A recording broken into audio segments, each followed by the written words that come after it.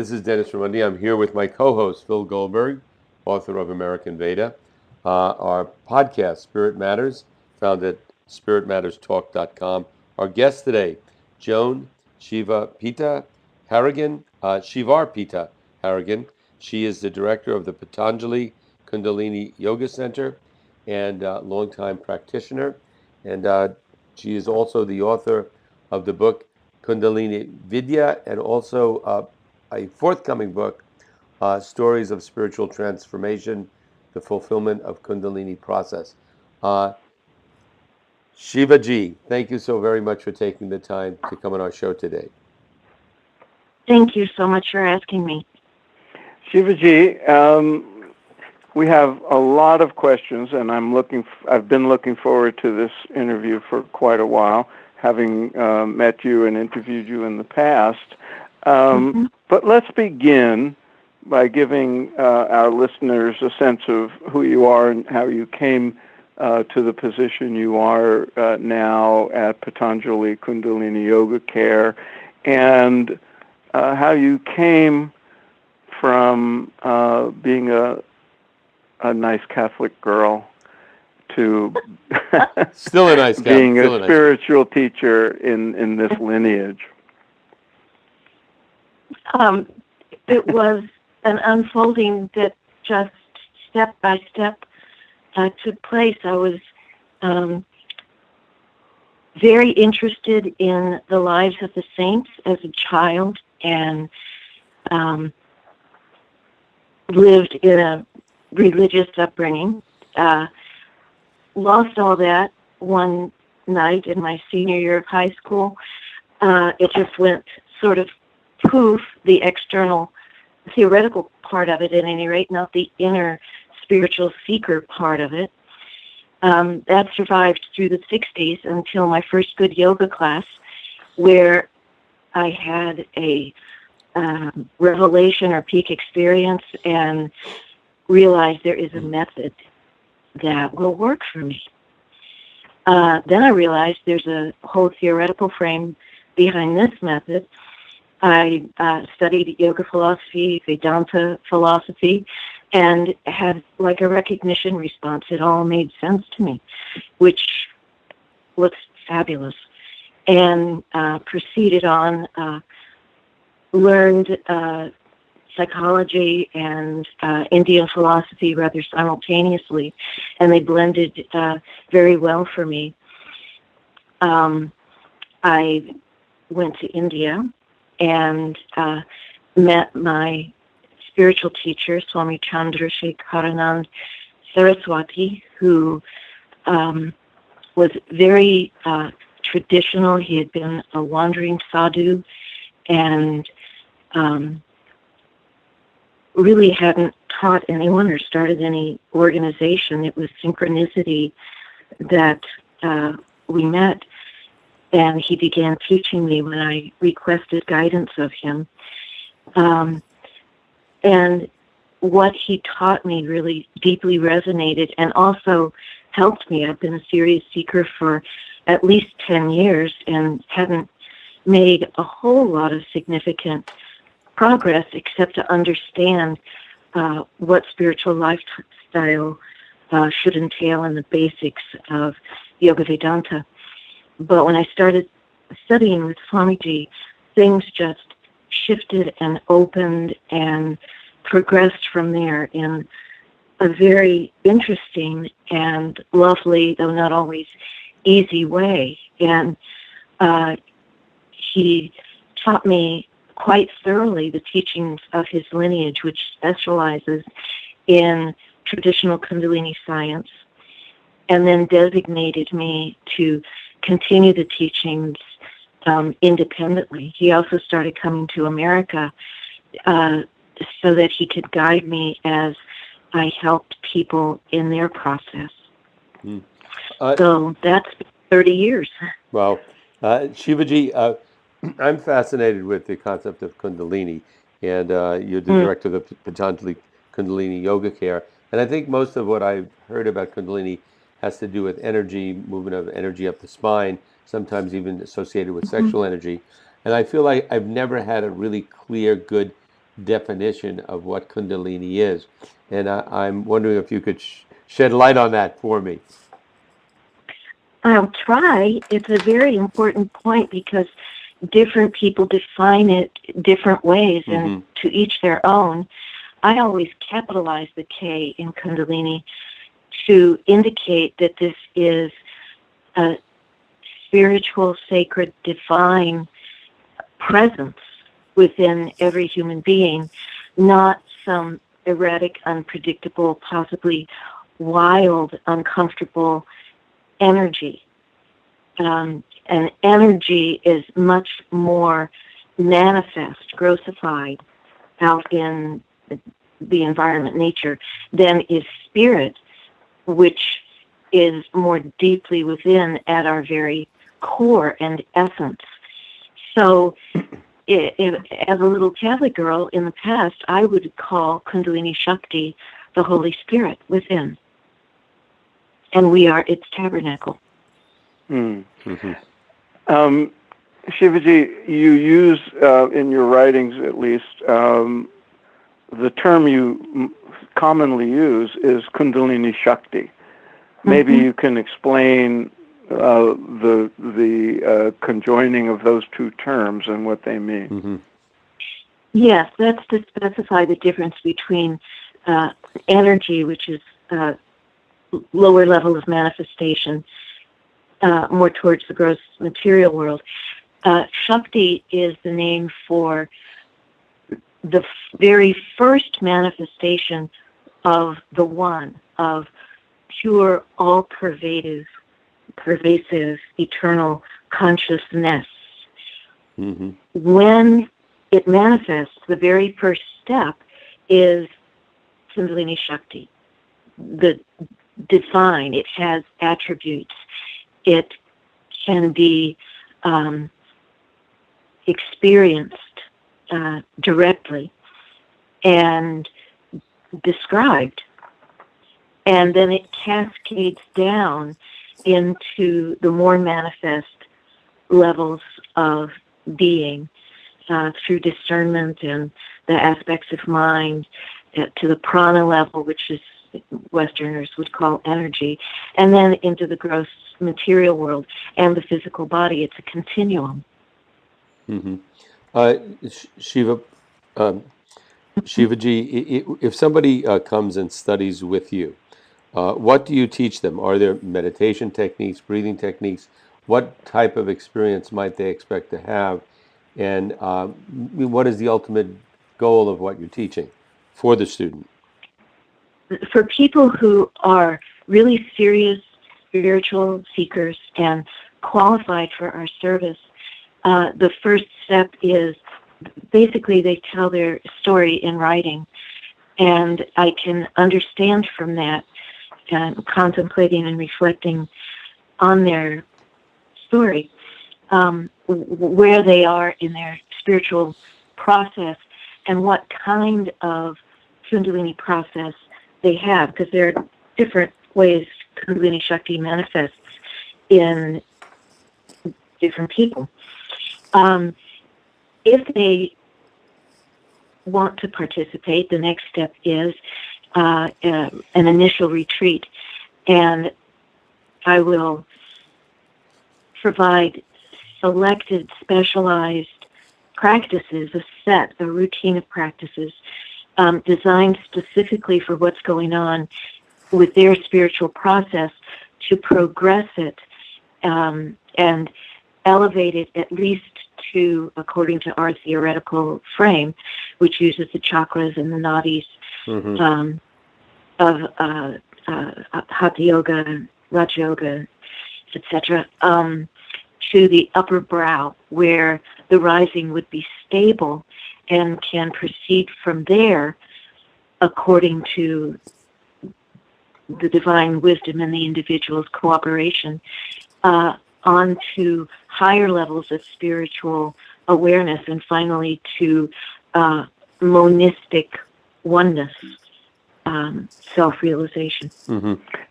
If I could backtrack just a second, I want to come back to the actual work that you do with individuals.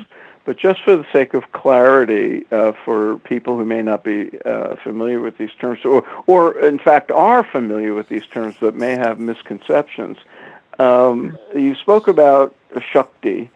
In the traditional Vedic terminology, Shiva stands for essentially the unmanifest or absolute pure consciousness, and Shakti is the manifest aspect of absolute consciousness. And Shiva is associated with masculine energy, or the form is a masculine one, the familiar form of Shiva, and Shakti is understood as the divine feminine. Can you elaborate on that or clarify some of that for the sake of our listeners who might have a different conception? Yes, that's an important point. Shiva and Shakti are pure consciousness, and then it's sometimes translated power consciousness, which, as you indicated, Phil, is a level of the manifestation. But it has nothing to do with men or women, or even for that matter, masculine or feminine. Philosophically, the terms masculine principle and feminine principle simply mean the unmanifest and the manifest. So it's not really that accurate a descriptor to say masculine and feminine. And certainly, even though the iconography is Shiva is a male figure and Shakti is a feminine figure, these are totally symbolic. Interesting. So every man and every woman has Shiva and Shakti. It's like yin and yang. Shivaji, I'm curious. You're an advanced practitioner of the techniques that you teach. For somebody that's an advanced practitioner like yourself, when you do your spiritual practice, and I assume it's some type of focusing inward, some type of meditation, do you experience energy going up your spine? Is that the goal? Do you have that experience? And is it the goal of your meditative practice, or is it more to come in contact with a deeper silence? How would you describe your internal experience during your spiritual practice? Interesting topic. There are so many manifestations of Kundalini process. One of the classically described ones is light or energy rushing up the spine, sort of an explosion in the head, possibly kriya, spontaneous movements or breathing patterns. And the way things are described are quite dramatic and might actually lead to mental, emotional, erratic or imbalanced state. Special powers, psi phenomena, many manifestations.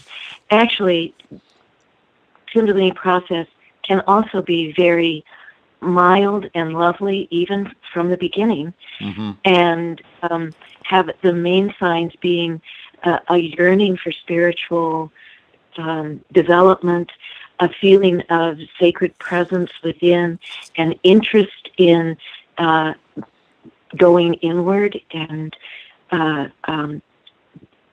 progressing just as a human being.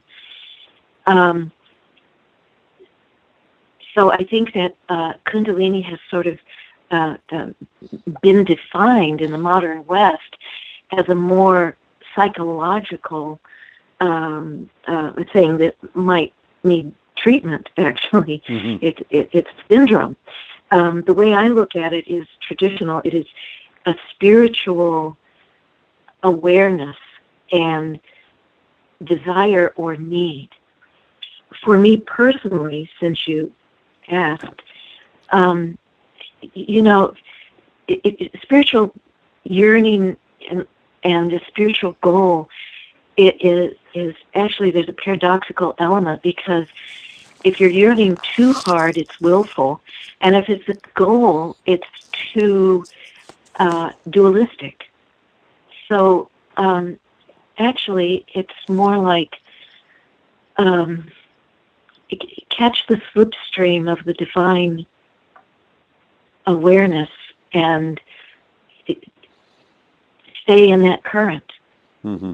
So Swamiji used to just say at a certain point in spiritual development, after you've done a lot of preparatory work, the practice becomes basically put the body in a restful position and get inside and be one with the one. And it happens. Mm-hmm. But as long as we brought up that common notion of Kundalini, especially back when in the 60s and 70s when the term Kundalini first gained some currency, and there were people having either spectacular experiences or very unsettling experiences, often induced by drugs or perhaps overdoing some yogic practice or whatever. And so Kundalini had this association with kind of dramatic psychological states that were sometimes misunderstood, but that also could be quite dangerous and unsettling. Is that part of the understanding of the tradition that these things are possible, and what elicits them, and so that kind of question? They are indeed possible, and for the individual experiencing them, those kinds of very dramatic experiences can be quite problematic, and people just want it to go away if it's uncomfortable, or if it's spectacular and ecstatic and all of that. They want to have more of it. Mm-hmm. And in neither case really are we in the peaceful zone, which is what spiritual life is about. So supporting process, and most people I talk to came in this lifetime already with an existent active Kundalini process. They may not have recognized it until some karmic point in their life when it ripened and they became aware there was something more special going on. But the support of process is not about dramatic or strong interventions. Those generally yield dramatic results.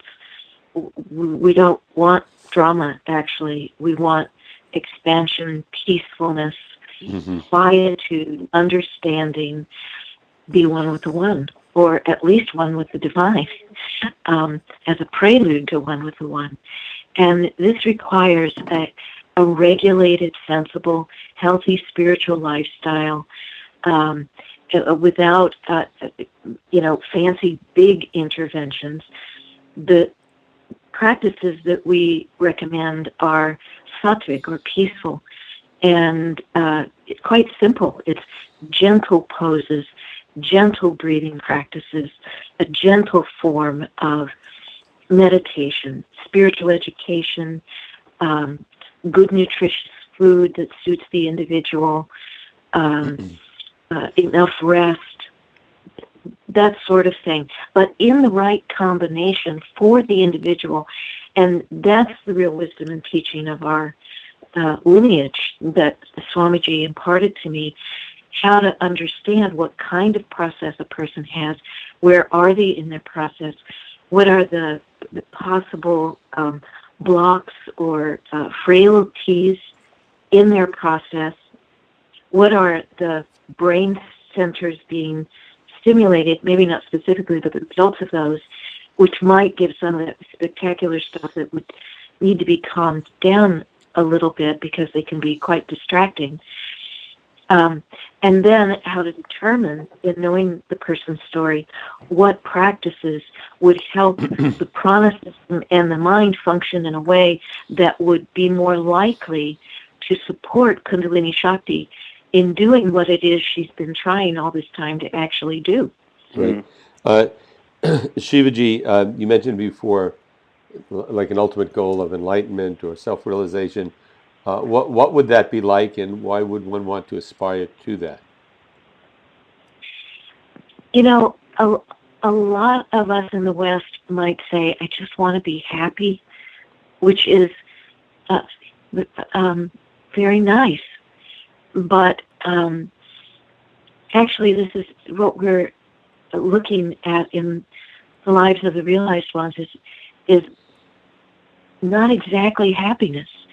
It is an awareness. It is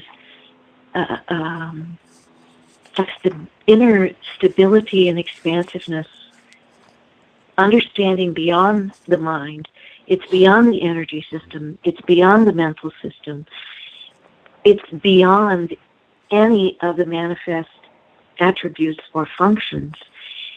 And yet, and this is according to Mandukya Upanishad, the realized person not only is aware beyond the manifest realm, but eventually is in that turiya, beyond the manifest awareness, while able to function consciously in the gross material waking level and understand the subtler pranic and mental level of dream time, the dreaming state in awareness, in what the psychologists call conscious awareness, which is different than consciousness from the Vedic definition.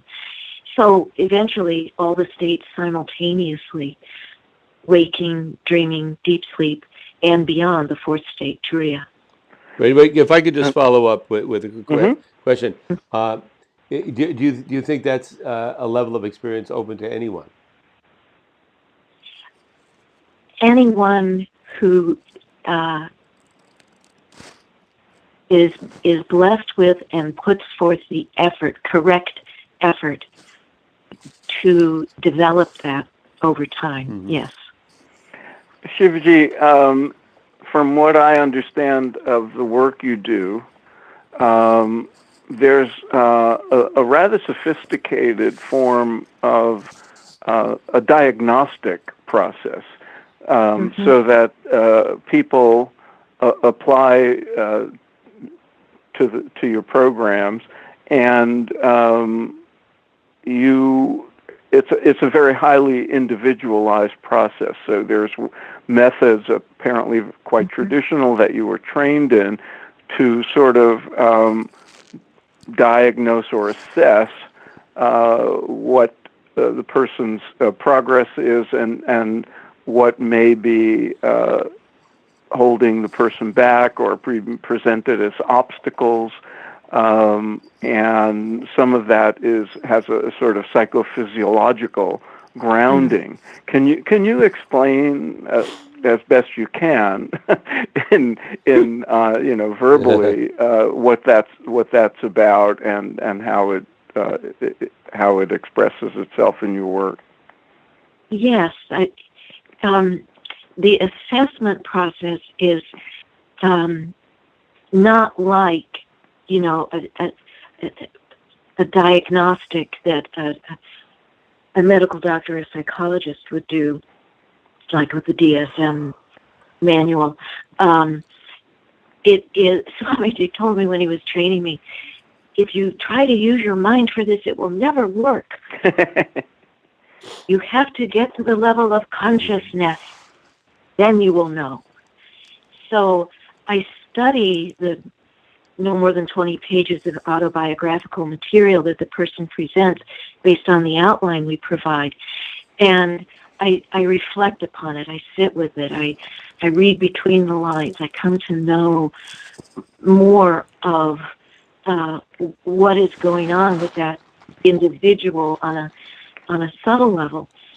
And then the next step would be studying more once I meet the person, if they want to come for an initial retreat, and to put together a set of practices And it's not just yoga asanas. We've collected practices from all over the world in different spiritual traditions and while on pilgrimage and such, so that they're suited to the individual, regardless of what that person's spiritual tradition is now or was in past lives, so that we're working more with the template that they come in with, and it's a better match for their pattern. And so these practices are designed to vitalize and direct the prana flow so that it can correct itself if it's in a deflected rising, as we call it, which it tends to be unstable and give more unpredictable and remarkable manifestations, or if it's a stable rising, to get it through the block to proceed onward and upward, so to speak. The right practices are what really matters, and that's I'm continue to be amazed and grateful for these teachings, which I'm fortunate to have been taught. And the teaching is not on a mental level, although scripture study is certainly a part of it. It has to come from direct experience and the oral tradition teachings which Swamiji shared with me, and case studies after 400 people as exemplars of Kundalini process that Swamiji explained to me, individual by individual. Here's what's happening. Here's the problem. Here's the special idiosyncratic thing with this individual that needs to be attuned to. And then once they reach this upper brow, then it's as if the cork is popped from the subconscious. We call it unloading with a capital U, but there is a Sanskrit term for it. It's in scripture, and it is a more speedy purging of the stored karmic material. This is not for wimps. Speaking of which, if I can follow up, Dennis, my understanding is you have a lot of people coming to you who have been on spiritual paths for quite some time, and who may be yoga and meditation practitioners, may have been with gurus, may have lived in ashrams, or people from other traditions, I'm sure, who are sincere seekers. What is the kind of demographic of who comes to you? Is it mostly experienced people or spiritual veterans, or do you get a lot of people who are new to the spiritual path? Mainly veterans who've tried any number of things, some well-schooled in a particular approach that just didn't come to fruition in the way they had hoped. Generally, people are 50-ish. By the time they young, come in. yeah. Yeah, 2/3 are female.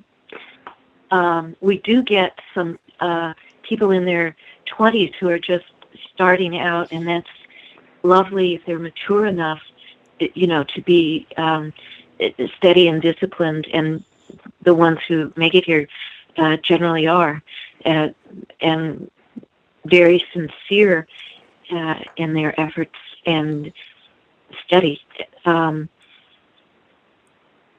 We do get some rookies, and understanding a spiritual approach, if you haven't been schooled in it from your upbringing or studied it on your own, this is different than, an academic or psychological or energy healing thing. That's not what we're about. We're about actual, what I would call real spirituality, which is at the level of soul and spirit, not at the level of mind and vitality. It goes deep. And that's what anchors the person in their practice and their progress. And as the purging post upper brow makara point that we're aiming for in the initial retreat, it requires a steadiness and an understanding beyond just rational analytic understanding. And one perseveres and knows that there's going to be, now and then some discomfort, some confusion, and you go into that. And what is this about? And you trust whatever you want to call it, the one, the higher self, the Holy Spirit within, to lovingly and effectively guide you. And then as a spiritual director, I'm here simply to support, to educate, to talk things through, to give reasonable counsel. And the person is a do-it-yourself job, really. Each individual has to, hunker down seriously, and but not in a overly anxious and forcul way. Right. To peacefully hunker down. Right. Shivaji, and let the unfolding. Yeah. Along those lines, you were initiated as a monastic in the Shankaracharya tradition in 1987. So you are full blast on your spiritual path. It is all, I would think, consuming. It's your one and only, or main, certainly, focus. If somebody comes to you to learn, how much of their life energy has to go into it? Could they still have a job? Could they be in school? Or is this something where they have to drop everything else and really just go for this? No, I certainly didn't drop anything else. I've worked full time, and certainly doing something that I love and am grateful for. But yeah, full time occupied in the so-called real world, and almost all of our consultees are likewise engaged, earning a living, raising children. But I guess my question is, how many hours or how much time per day do they have to devote? What is your recommendation in terms of spiritual practice? Yeah, we hope hour and a half a day, and it can be divided in two. But the thing is, the awareness, the mindfulness, the self-inquiry, that goes on the whole waking time. Shakti works on the system while we're apparently sleeping.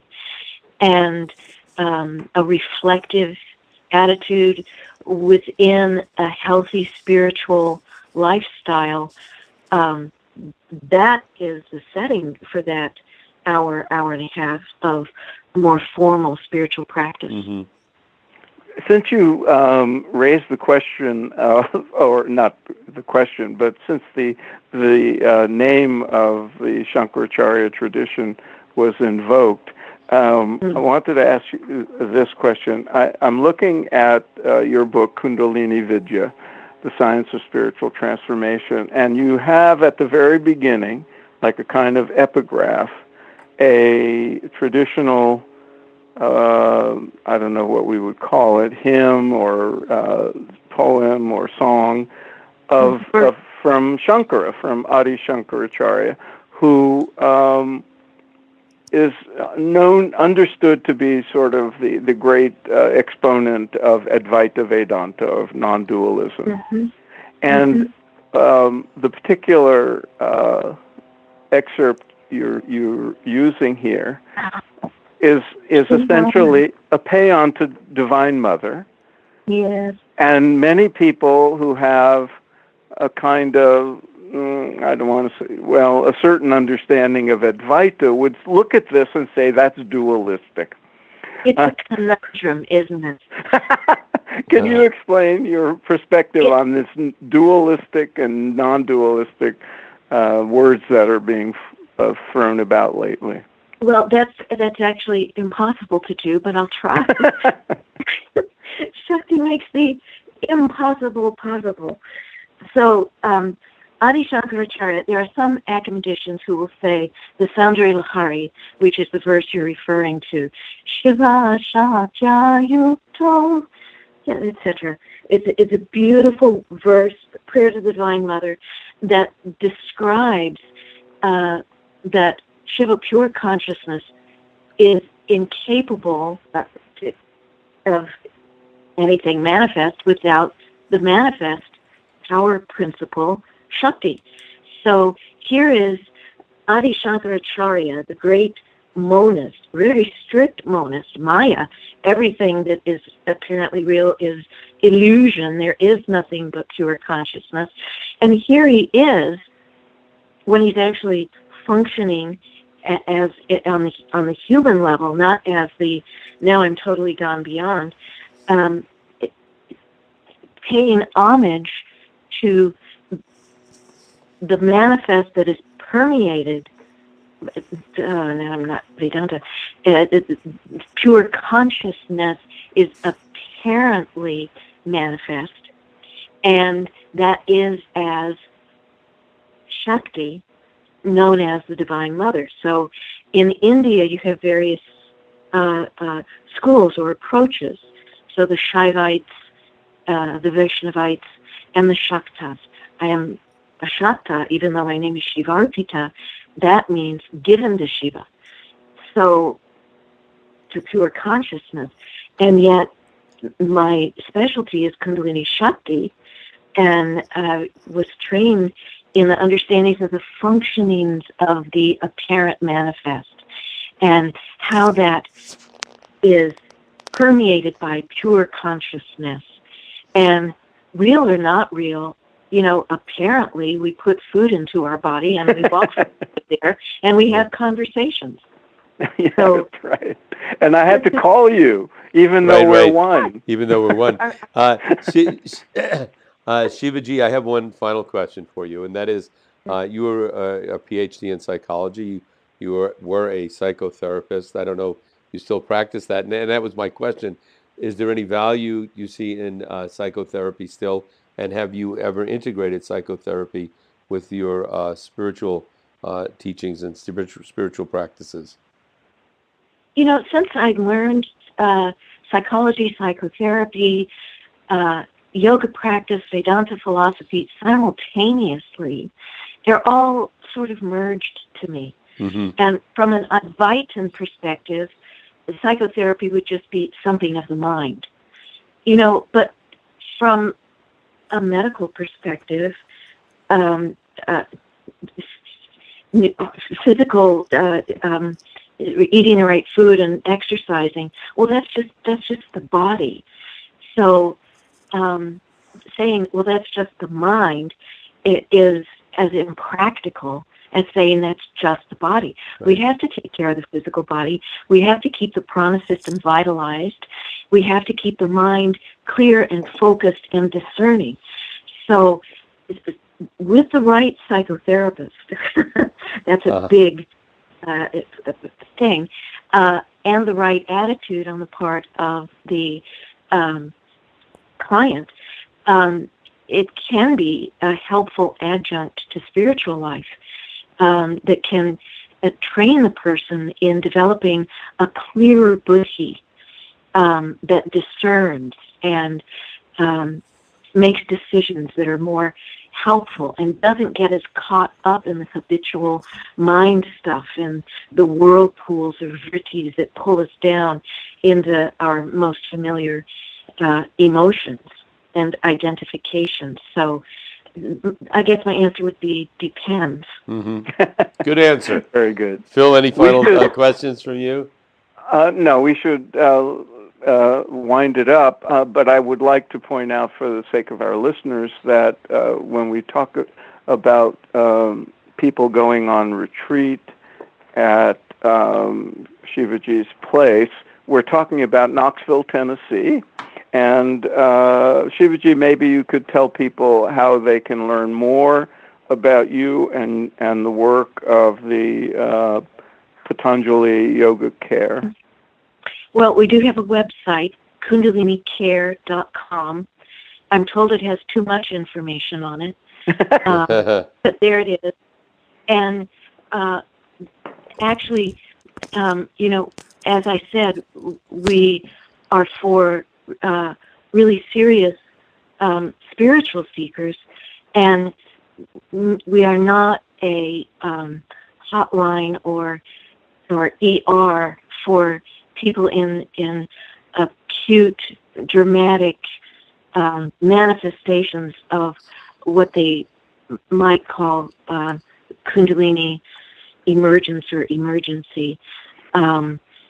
We're not geared to assist people who are in that difficult a situation, but people who can, be stable and have discipline and understanding to do our work.